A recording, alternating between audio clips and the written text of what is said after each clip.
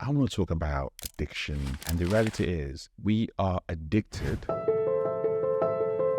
We define who we are. We define what we are. We define our whole identity is wrapped up in just achieving. I was used to operating a 12 to 16 hour day on 3 hours of sleep consistently for years. Until one day, I literally just had this thought.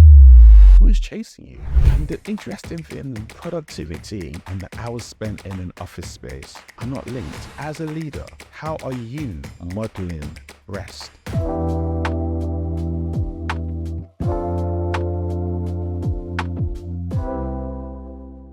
Today on Everyday Leadership, we are going to have a conversation about addiction. And before you roll your eyes, before you switch off, it's addiction, but in a very different way than what you might have gone to. This is not about addiction to drugs. It's not about addiction to music or sex or anything else along that lines. I want to talk about addiction to doing. It's just me, no guests. Just once in a while, I just like to have a conversation with my audience about some things I've been listening to, observing, reading about, or things that have been bubbling on my heart. And this particular topic has been bubbling on my heart for probably the last 3 months or so. So naturally, when you think about addiction, you go to those examples I gave to you a couple of minutes ago. Actually, the definition of addiction in a dictionary is the fact or condition of being addicted to a particular substance or activity. And the reality is, we are addicted to doing. Full stop. And we are supposed to be human beings, not human doings. Yet, as human doings, I'm not sure that's a word or not, or that that term exists, but I'm going to go with it anyway. It's my podcast. That means that we are defined by our actions and what we contribute to society. It's a mindset that says that our worth is solely based on our productivity, our accomplishments, or our societal roles. Now, I know there's so many different layers and levels to this. If I was to dive into this as man, a husband, a father, and so many different areas, I'm not going down that road. I'm just staying at that high level of we are addicted to just going and going and going. So in business, it's always easier to make that argument for working more and more and more. There are competitors around us. There's a lot of stuff to get done. But the reality is, it's not actually the more stuff you do that actually helps you to make progress. In fact, there's less. There's studies that have been done who have looked at some of the most celebrated minds in history. People like Charles Darwin and others. And the way that they worked wasn't about work. I think Charles Darwin was famous to be someone who, he might be halfway through a sentence and he'd be like, oh, time, he stops. He roughly worked about 4 hours a day. It wasn't about the fact that he was a super genius. It was the fact that he recognized that rest fueled his thoughts and creativity. He had this practice that he went on every single day where he called the thinking path. And this is when he would just stop his work and go on very long walks. This is something that he did his entire life. And it helped him. We are human doings. We define who we are. We define what we are. We define our whole identity is wrapped up in just achieving more. But doesn't actually help us and doesn't actually serve us. I'm speaking from experience. I'm someone who's used to working 12 to 16 hour days. When I worked in corporate in particular, it was crazy. Either due to travel, so many different things. I could leave my house at 5 a.m. in the morning and I'm getting back in like 7, 8 at night. Bear in mind, I've woken up roughly around 3:34 so I could exercise in the morning and then have a shower, all that kind of good stuff, and then jump in my car and go to work. That was what I was used to operating, and it was standard for me. It was normal for me. I made time for myself. I made time for my family. I made time for work. So in theory, listen to that thinking, actually, you managed to create some harmony and achieve balance.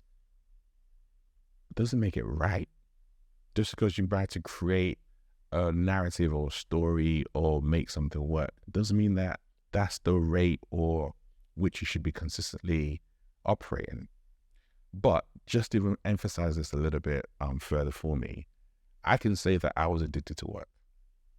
The reason why I can say that with my full chest, when I started to work for myself, I would still wake up at ridiculous times. So bearing in mind, for me to have the family, the work, and time for myself, I condensed my sleep to a couple of hours.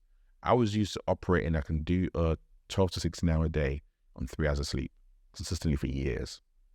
I didn't say it was the most healthy, but I could do it consistently for years. When I started to work for myself, I was still in that mindset. I was still in that, like, I had to get up. Now this is all completely up me. I'm not working for an organization anymore. So I had to get out there and to talk to clients and to strategize and to think and to do all these different bits and pieces. Until one day, I literally just had this thought, and honestly, I felt it was God just saying, like, who is chasing you? Like, we were talking about who is chasing you, and it just stopped me in my tracks. I don't need to get up at 6 o'clock in the morning. There are people who have their own routines and they talk about how great it is for them. That's them, but I didn't need to do that. There was a period in my life I had to do that, but now I'd chosen a different path for me. I could wake up later. I didn't need to use my alarm to wake me up. I could still get up. I could still exercise in the morning, and I had enough time to do every single thing I needed to do for that day. I didn't need to rush. And it's made such a change and a difference to me, to my mental health, to the way that I look at things, the way I think about things, the way I approach the conversations with my client. So I'm talking as someone who's been there, done that, lived in it, immersed in it, until I had to ask myself that question. So this is not just coming from a random philosophical kind of place. And it's been quite interesting. I was talking to a client recently, and he's like, you Europeans, what is wrong with you people? One, I hate being referred to as European, but I didn't trip about that. But he was frustrated about the fact that he wanted to do some work. But we're talking about timelines and dates and all that kind of stuff. And I told him that, in August, that's not going to be possible because it's practically shut down in Europe because there's different people away. So the team are not necessarily going to be available. And that was his point. Now, the US, I think in the West, if my stats are correct, they are they work the longest hours for any advanced economy. And for them, the prize is how many hours have you done in the office? Productivity and hours spent in the office do not have any correlation. I'm not about to get into any conversation about hybrid working. That's a whole different podcast. But this data has shown that those who work longer are less productive. There was a study done by Stanford University. They looked at those who work 70 hours and those who work 55 hours. Those who work 70 hours were more productive than those who had worked 55 hours in that week. In fact, they found that those who had worked 70 hours were likely to make more mistakes and to experience burnout. There was another study done by a university closer to home, and it found that employers who were given more control over their work hours were more productive. Though when employees gave their people flexible hours, they were more likely to be engaged in their work and to take fewer sick days. There's loads of different stats available. Just want to share that with you so you can just let that just sit with you for a little while. And the interesting thing, productivity and the hours spent in an office space are not linked. Productivity and the hours spent doing something are not linked. I know back in the day you could spend 8-9 hours in the office. Out of 8-9 hours, you're probably only doing 4. If you're lucky, 4. Let me be nice. 5 hours if you're lucky of good solid work. The rest of the time, you're getting up, having conversations, having a cup of tea, stretching your legs, doing so many different bits and pieces. Even for those people who are in and out, in and out, in and out of meetings, what tends to happen when they get to their desk? I've been in meetings all day. I've not had the chance to do the work I really need to do. Now I need to work a couple more hours. So they spend the whole day in meetings and haven't been productive. It happens. Your productivity is not linked to the amount of hours that you put in. Yet, we are still human doings. And the conversation I've been having a lot with a lot of leaders has been around rest and holidays and the connection between both of them. You see, there has been a rise in mental health issues. If I was to focus solely on the UK, about 50% of the long-term sick leave is due to stress, depression, and anxiety in the UK. 55% of those people who experience depression say that work is a contributing factor. 79% of UK employees feel close to burnout. And if you go into the tech industry, that's 82%. That's a lot of people. Poor mental health costs UK employees around 56 billion every year. And that's a year-on-year 25% increase since 2019.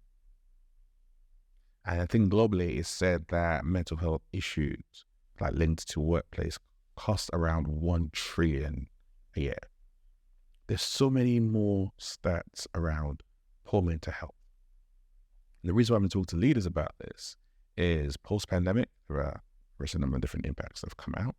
But one of the major ones have been post-pandemic. One of the interesting areas money has been poured into by organizations has been around the mental health of their staff and their people. One of the major areas that has also seen a lot of increases, however, has been people going off with stress because they just feel they have to keep on going and going and going. And I always ask this question to leaders: how are you modeling rest and holidays to your people? To those I work with in the UK, in Europe, in the US, and in a society like that, yes, I have exactly the same question. How are you modeling it?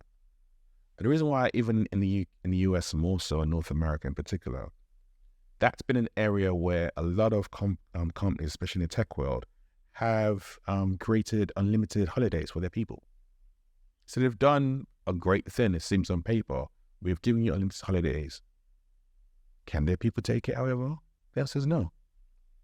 Because when they try and take it, there's one manager saying that, oh, you can't do that right now.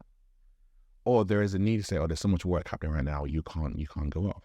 So what's the point of providing a resource that most people can't tap into? That's why you will see the burnout. Because that's the normal comeback. Oh, but we've done this for our employees. We've provided all these different resources. We've given them unlimited holidays. I'm like, yeah, but can your people actually utilize the resources you've created for them? The answer is no. That's why your burnout is so high. Also, as a leader, how are you modeling rest? Oh yeah, I take time off. I'm like, okay. So when you take time off, does your laptop and your phone go with you? Are you still responding to Slack messages? Are you still responding to emails? Do people still see you? You're supposed to be off somewhere, different part of the world, an email pop up from you. Like, my friend, you're supposed to be on holiday. How are you actually modeling the right behavior with your people? Because as a leader, it's not about what you say, it's about what you do. But the reality is, and part of the conclusion we all came to, highly connected leaders become addicted.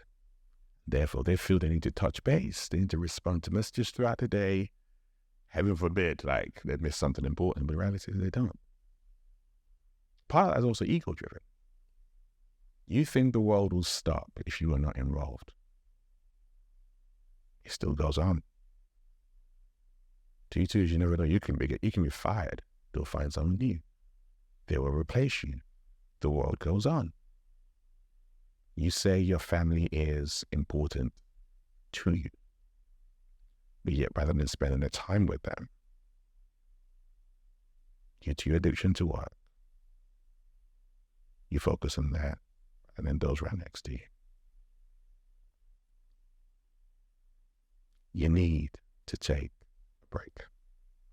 There are benefits to family relationships. the benefits to your mental health, the benefits to your general well-being. That's just a fact. For us to lean into the business side of things, you are modeling behaviors for your people. So when people think it's unacceptable to take time off, when people view it as it shows a lack of commitment by taking time off, burnout is going to be rampant. It's going to increase over and over and over again, because you are not leading by example. You are saying one thing, but doing something completely different. One of the things that you can also learn when you take some time away is, are my people really as good as I think they are? Because as a leader, especially the levels I'm working with, you're supposed to be involved in a lot of the strategy stuff and not really in the day-to-day and the operational side of things. So you should be able to take that time out, because your people should be able to handle it. If they cannot make a decision when you're not around, you've become a bottleneck. But you only find that out when you take yourself out of the equation. And if you become a bottleneck, that's a whole different conversation. But that's how you know, and that's how you learn. So if you don't want to do it from everything else we've talked about so far, do it for the business. Do it for your business. Don't become a bottleneck for decisions or bottleneck for progress. If teams are as effective and as efficient as you think they are, they should be fine. There's a lot of things to be said around empowering your team. There are a lot of things to be said around creating better processes. But again, all these things, it's nice to say, it's nice to create rules about. But to really put into practice, you need to step out of the equation and see what happens then. That's how you know that I am doing a good job. I have a great team. I can trust and I can rely on them. If that's the case, then turn off your phone. Focus on your family. Focus on yourself. And just breathe. Ernst Young did a survey, and they found that for each additional 10 hours of holidays employees took, their performance ratings improved by 8%. Let me say that again. 10 hours of holiday. Just 10 hours. So 10 hours for what? A day? Roughly a day. Their year-end performance improved by 8%. If their year performance improved by 8%, what does that mean for your bottom line? Also, staff who took their frequent holidays, they were less likely to leave. Your attrition numbers went down. So not only are you getting more productivity, you're making more money that way. People aren't leaving, which goes, again, when they leave and you have to recruit again, that costs you for more money. So whatever level you want to look at this, from a philosophical perspective, from a business starts data point perspective, it's all there for you. If I was to lean into another side of things, when you go on holiday, there's a break in your routine. You're no longer on autopilot. And that sparks something different in your brain. It helps you to think differently. It helps to create some productivity there. And we all know that when you're in that mode, when you're in relaxation mode, when you're in rest mode, holiday mode, it improves your capacity to learn and grow. There's a lot of neuroscience around this, whether it's PET scans, MRIs, and different bits and pieces. Your best aha moments come in a relaxed state of mind. I still do get my best ideas when I'm exercising. When I go for a run in the morning, like a lot of the major decisions I've made in my lifetime have come when I've gone for a run in the morning. Because I'm in a relaxed state of mind. I've got chemicals, endorphins, all that kind of stuff flowing in my mind. And I'm just chilled. That's why I had to create that routine for myself of just being with me. Effectively, that's what it was. An hour in the morning, it's me, it's God, it's having a conversation away from the world. It's just me wrapped up in my head. But that is where those aha moments came from. That's what happens when you switch off. That's what happens when you go on vacation. That's even why you get great ideas in the shower. It's all linked. Constant work without rest has negative consequences. We talked about burnout, talked about stress. There is anxiety that's created. There's also physical health problems that is created. The American Psychological Association looked into chronic stress that is created around those who are just doing and doing and doing and doing and going and going and going. And it's not a surprise when you start to look at some of the research, especially based in the US and their work rate. There's a lot of links, synergies there. But again, it's all good me saying all this stuff. I want you to not just listen to my voice, but I want you to be very intentional. That's the conversation I've been having with the leaders I've been working with. How can you actually be intentional? How can you delegate and trust your people? Because you have built a competent team, and therefore how can you look at it from that perspective? So everything you're doing helps you as an individual. If you have a family, it helps your family because you'll be there with them, and it helps your organization because now you are empowering, really entrusting, but also modeling the right behaviors. Imagine if you went on holiday and did all those different good things. You came back, your team have been absolutely amazing. You modeled the right behavior for them. So therefore, they start taking their holidays and therefore their productivity goes up.